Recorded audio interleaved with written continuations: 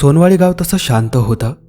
सकाळी शेतात जाणारे शेतकरी, दुपारी झाडाखाली बसलेले म्हातारे आणि रात्री 8 नंतर पूर्ण गाव शांत व्हायचं. पण त्या गावात एक गोष्ट सगळ्यांना माहिती होती. गावाबाहेर एक जुना रस्ता होता. त्या रस्त्यावर एक प्रचंड मोठं वडाचं झाड होतं. गावातले लोक त्याला काळा वड म्हणायचे. त्या झाडाबद्दल गावात अनेक गोष्टी सांगितल्या जायच्या. कोणी म्हणायचं रात्री तिथून पांढऱ्या कपड्यातली बाई जाते, कोणी म्हणायचं तिथे चकवा लागतो, कोणी म्हणायचं तिथे रात्री गेलं तर माणूस सकाळपर्यंत गोलगोल फिरत राहतो. पण गावातला 27 वर्षाचा अमोल या गोष्टींवर विश्वास ठेवत नव्हता. अमोल पुण्यात काम करायचा. काही दिवस सुट्टी असल्यामुळे तो गावाला आला होता. रात्री घरात जेवताना त्याचे आजोबा म्हणाले, अमोल, रात्री 11 नंतर बाहेर जाऊ नको. का आजोबा? अमोल हसत म्हणाला, काळ्या वडाजवळ चकवा लागतो. अमोल मोठ्याने हसू लागला. आजोबा, 2026 आलंय, आता भूत वगैरे काही नसतात. आजोबा काही बोलले नाहीत, फक्त शांत बसले. रात्री 11:30 झाले. अमोलचा मित्र संदीपचा फोन आला. ए अमोल, जरा शेताजवळ ये ना, पंप बंद करायचा आहे. बरं बरं, येतो. अमोल बाईक घेऊन निघाला. थंड वारा वाहत होता. रस्ता पूर्ण शांत होता. दूर कुत्र्यांच्या भुंकण्याचा आवाज येत होता. अमोल बाईक चालवत चालवत काळ्या वडाजवळ पोहोचला. अचानक बाईकचा हेडलाईट लुकलुकायला लागला. हे काय आता? त्याने बाईक थांबवली. फोन काढला. नेटवर्क नव्हतं. तेवढ्या समोर त्याला एक माणूस दिसला. पांढरा सदरा, डोक्यावर टोपी. तो हळूहळू रस्ता ओलांडत होता.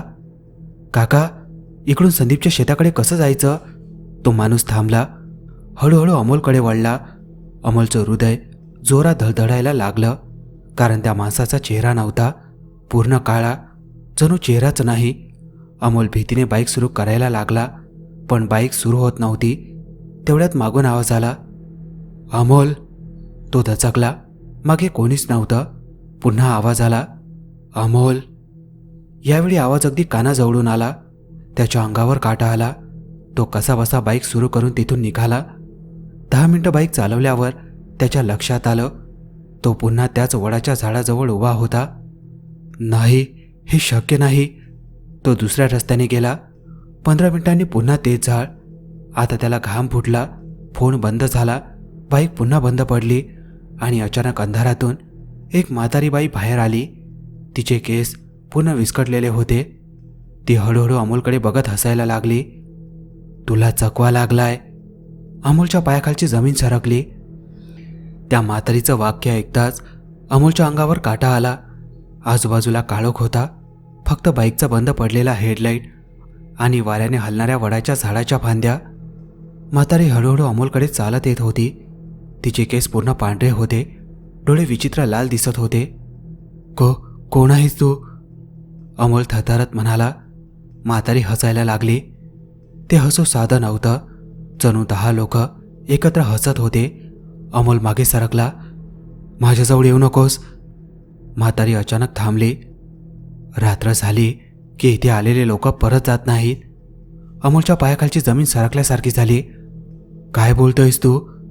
ती काही बोलली नाही. फक्त समोरच्या अंधाराकडे बोट दाखवलं. अमोलने पाहिलं आणि त्याचा श्वास अडकला. समोर अंधारात 4-5 लोक उभे होते. पूर्ण शांत. काही चालत नव्हतं. हे कोण आहेत? जे परत जाऊ शकले नाहीत, म्हातारी म्हणाली. अमोल जोरात बाईक सुरू करायला लागला. पहिल्यांदा ती बाईक सुरू झाली नाही. 1-2दा प्रयत्न केल्यानंतर अचानक बाईक सुरू झाली. तो वेगाने तिथून निघून गेला. रस्ता सरळ होता. त्याला वाटलं आता गाव जवळ आलं असेल. पण 10 मिनिटांनी त्याच्यासमोर पुन्हा तेच वडाचं झाड. यार, काय होत आहे माझ्यासोबत? त्याचा श्वास जोरात चालू होता. घामाने पूर्ण अंग भिजलं होतं. अचानक त्याचा फोन स्वतः चालू झाला. स्क्रीनवर एक नंबर दिसत होता.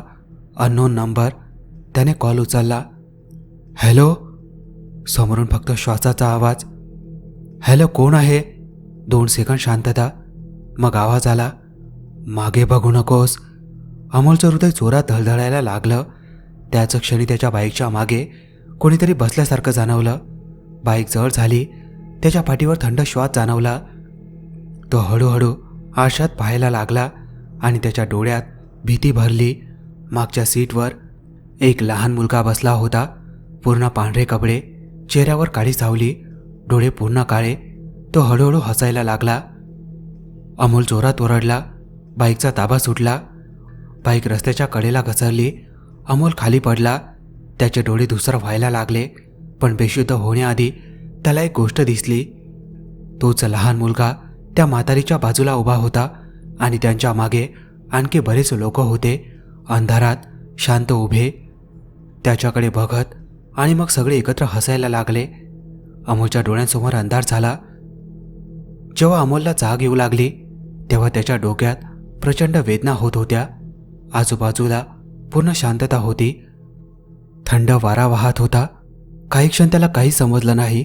तो कुठे आहे, कसा आहे, किती वेळ गेला, काहीच आठवत नव्हतं. तो हळूहळू उठून बसला आणि आजूबाजूला पाहिलं. त्याचा श्वास अडकला. तो एका जुन्या मोलकडी चाललेल्या घरासमोर पडला होता. घर पूर्ण अंधारात होतं. भिंतीवर शेवाळ होतं. खिडक्या तुटलेल्या होत्या. घराच्या बाहेर एक गंजलेला झोपाळा वाऱ्यावर हलत होता. त्याचा आवाज शांततेला चिरत होता. मी इथे कसा आलो? अमोलने फोन काढला. फोन चालू होता. पण वेळ पाहून त्याच्या अंगावर काटा आला. रात्रीचे 12 वाजले होते. पण तारीख ती 3 दिवस पुढची होती. नाही, हे कसं शक्य आहे? त्याचे हात थरथरायला लागले. तो घाईने गावाकडे जायला निघाला. पण घराच्या आतून आवाज आला, अमोल. तो थांबला. तो आवाज खूप ओळखीचा होता. संदीप. पुन्हा आवाज, अमोल मदत कर. तो सावधपणे घराजवळ गेला. दार अर्धवट उघडं होतं. घरातून विचित्र कुजल्यासारखा वास येत होता. त्याने दार ढकललं. घरात पूर्ण अंधार. भिंतीवर जुन्या फोटोंच्या फ्रेम, धुळीनं भरलेलं सामान आणि मध्ये एक खुर्ची. खुर्चीवर कोणीतरी बसलं होतं. ती व्यक्ती हळूहळू उभी राहिली. अमोलचं हृदय थांबल्यासारखं झालं. तो संदीप नव्हता. तो एक म्हातारा माणूस होता. डोळे खोल केलेले, चेहरा पांढरा, ओठ काळे. तो अमोलकडे बघून हसला. तू पण आलास? कोण? चकव्याच्या वाटेवर आलेले लोक परत जात नाहीत. अमोल मागे सरकला. मला जाऊ दे. म्हातारा पुढे यायला लागला. आता उशीर झालाय. अचानक घराच्या वरच्या मजल्यावर पडण्याचा आवाज आला. जणू कोणीतरी खूप वेगात धावत होतं. अमोल घाबरला आणि तेवढ्यात त्याच्या फोनला नेटवर्क आलं. त्याने लगेच संदीपला कॉल लावला. अमोल, कुठे आहेस तू? अरे संदीप, मी अडकलोय. अरे तू वेडा झालास का? काय? तू काल रात्रीपासून गायब आहेस. अमोलचा घसा कोरडा पडला. संपूर्ण गाव शोधतोय तुला. अमोल थरथरू लागला. मग फोनमध्ये संदीप अचानक ओरडला, अमोल, तुझ्या मागे कोण उभा आहे? अमोलचा श्वास थांबला. हळूहळू त्याने मागे पाहिलं आणि त्याच्या पायाखालची जमीन सरकली. त्याच्या मागे तोच लहान मुलगा उभा होता, पूर्ण काळ्या डोळ्यांनी त्याच्याकडे बघत. आणि त्याच्या मागे ती म्हातारी हसत उभी होती. अमोलच्या शरीरातली ताकद संपल्यासारखी झाली. तिच्या बाजूला तो काळ्या डोळ्यांचा मुलगा. दोघेही शांत, फक्त हसत होते. फोनमध्ये संदीप ओरडत होता, अमोल, पळ पळ तिथून. अमोल अचानक भानावर आला. तो घराबाहेर वेगाने धावू लागला. मागून पावलांचा आवाज येत होता. जणू अनेक लोक त्याच्या मागे धावत होते. तो मागे न बघता धावत होता. अचानक त्याचा पाय दगडाला लागला. तो खाली पडला. त्याच्या हाताला काहीतरी लागलं. एक जुनी लोखंडी पाटी. त्याने मोबाईलचा फ्लॅश चालू केला. पाटीवर लिहिलं होतं, सावधान, काळ्या वळाजवळ रात्री जाण्यास बंदी. खाली एक तारीख होती, 1987, आणि त्याखाली काही नावं, रमेश, गणपत, सविता, प्रकाश, एकूण 7 लोक. हे काय आहे? अचानक मागून आवाज आला. ते परत आले नाहीत. अमोल दचकला. त्याच्या मागे एक म्हातारा उभा होता, पांढरे केस, हातात काठी. आता तुम्ही कोण? मी या गावचा जुना पोलीस पाटील आहे. माझं एक वेळ कमी आहे. अमोल थरथरत उभा राहिला. म्हातारा बोलू लागला, 1987 गावात 7 लोक एका रात्री गायब झाले. ते सगळे काळ्या वडाजवळ गेले होते. 2 दिवसांनी ते सापडले. पण काय? अमोल घाबरत म्हणाला. म्हाताऱ्याच्या डोळ्यात भीती दिसत होती. त्यांच्या शरीरात जीव नव्हता, पण चेहऱ्यावर हसू होतं. थंड वारा जोरात वाहू लागला. तेव्हापासून चकवा सुरू झाला. जो रात्री तिथे अडकतो त्याला चकवा रस्ता दाखवत नाही. तो त्याला स्वतःकडे ठेवून घेतो. अमोलच्या डोक्यात एकदम सगळं फिरायला लागलं. मग मी काय करू? म्हातारा शांतपणे म्हणाला. वडाच्या झाडाजवळ जा. तिथे तुला एक दगड दिसेल. त्याखाली काहीतरी पुरलंय, ते बाहेर काढ, नाहीतर तू पण परत जाणार नाहीस. अचानक आजूबाजूचं वातावरण बदललं. जोरात हसू ऐकू यायला लागलं. ती म्हातारी, तो मुलगा आणि आता अंधारातून अनेक लोक बाहेर येत होते. काळ्या सावल्या, शांत चेहरे, रिकामे डोळे. म्हातारा घाबरला. लवकर जा. अमोल धावत बाईकजवळ पोहोचला. आश्चर्य म्हणजे बाईक लगेच सुरू झाली. तो वेगाने काळ्या वडाकडे निघाला. रात्रीचे 2 वाजले होते. रस्ता पूर्ण रिकामा आणि दूर वडाच्या झाडाखाली कोणीतरी उभं होतं. अमोल जवळ गेला आणि त्याचा श्वास थांबला. ती व्यक्ती अमोलच होता, पण त्याचे डोळे पूर्ण काळे झाले होते. अमोलच्या हातापायातली ताकद संपली. समोर वडाच्या झाडाखाली तो स्वतःच उभा होता, पण तो अमोल नव्हता.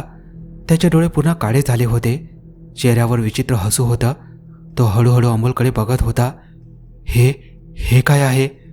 अमोल 2 पावलं मागे गेला. तेवढ्या समोरचा अमोल बोलायला लागला. उशीर झालाय. त्याचा आवाज अमोलचाच होता, पण त्यात काहीतरी विचित्र होतं. तू कोण आहेस? अमोल ओरडला. समोरचा अमोल हसू लागला. मी तूच आहे. थंड वारा जोरात वाहू लागला. वडाच्या झाडाच्या फांद्या हलायला लागल्या. अचानक जमिनीखालून कुजबूज ऐकू यायला लागली. आम्हाला सोडवा, आम्हाला बाहेर काढा, आम्हाला घरी जायचं आहे. अमोल घाबरला. त्याला त्या म्हाताऱ्याचं बोलणं आठवलं. दगडाखाली काहीतरी पुरलंय. त्याने मोबाईलचा फ्लॅश चालू केला. झाडाच्या मागे एक मोठा दगड दिसत होता. तो धावत तिकडे गेला. दगड खूप जड होता, पण तो जोर लावून हलवायला लागला. मागून पावलांचे आवाज, हसू. थांब, जाऊ नको, इकडे ये. अमोलने मागे पाहिलं नाही. त्याने शेवटचा जोर लावला. दगड हलला. खाली एक जुनी लोखंडी पेटी होती. त्याने ती पेटी बाहेर काढली. ती उघडली. आज 7 फोटो होते. तेच 1987 मध्ये गायब झालेले लोक आणि एक वही. अमोलने ती वही उघडली. पहिल्या पानावर लिहिलं होतं, आम्ही चूक केली. एका तांत्रिकाने काळ्या वडाखाली एक विधी केला होता. आम्ही गंमत म्हणून त्याला त्रास दिला. तो मरताना म्हणाला, या जागेवरून कोणी सुखरूप जाणार नाही. अमोलच्या अंगावर काटा आला. तेवढ्या जोरात किंचाळी ऐकू आली. त्याने मागे पाहिलं. ती म्हातारी, तो मुलगा आणि बाकीच्या सावल्या हळूहळू हवेत विरघळायला लागल्या. समोरचा काळ्या डोळ्यांचा अमोल जोरात ओरडला, नाही. आणि क्षणात सगळं शांत झालं. पूर्ण शांत. वारा थांबला. कुजबूज थांबली. अंधार कमी झाला. अमोल तिथेच बसला. त्याच्या डोळ्यात पाणी आलं. सकाळी गावकरी त्याला शोधत तिथे आले. संदीप धावत आला. अमोल शांतपणे उठला. त्याने फक्त एकदाच मागे पाहिलं. काळा वड शांत उभा होता, पण झाडाच्या मागे त्याला काही क्षण तो काळ्या डोळ्यांचा मुलगा पुन्हा दिसला. आणि तो हसत होता, कारण काही चकवे कधी संपत नाहीत.